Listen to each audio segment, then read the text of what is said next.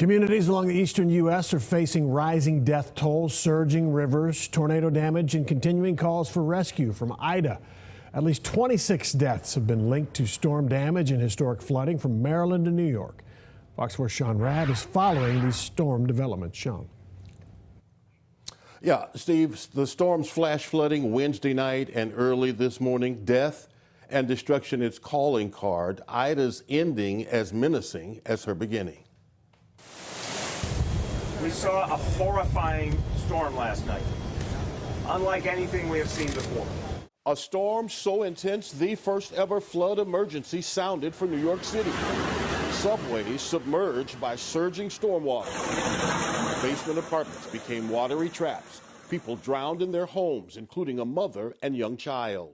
And even the morning after, we're still uncovering the true depth of the loss. The human loss, which is hard to imagine, that people simply in their cars, in their homes, in their basements, succumb to the ravages of a brutal storm. The fifth strongest hurricane in U.S. history lost its tropical winds, but whipped up tornadoes that tore through parts of New Jersey. Complete neighborhoods underwater. First responders in rescue rafts on residential streets. Nearly 1,000 people have been pulled from high waters. Lives lost in the fierce deluge in New Jersey and Pennsylvania as well. Daylight revealed tens of cars filled up by the flash floods in Philadelphia. Debris dragged across the city. Signs of the storm's force as historic rain fell in record time.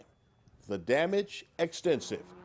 President Joe Biden blamed what he called the extreme storm in part on climate change and said the U.S. must be better prepared, promising that FEMA, already stretched out across the southeast 4 days after Ida came ashore, would also deploy to bring help to the northeast. There's a lot of damage, and I made clear to the governors that my team at the Federal Emergency Management Agency, FEMA, is on the ground and ready to provide all the assistance that's needed.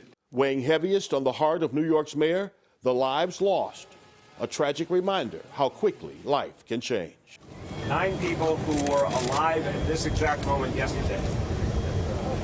No idea that such a horrible fate could befall them.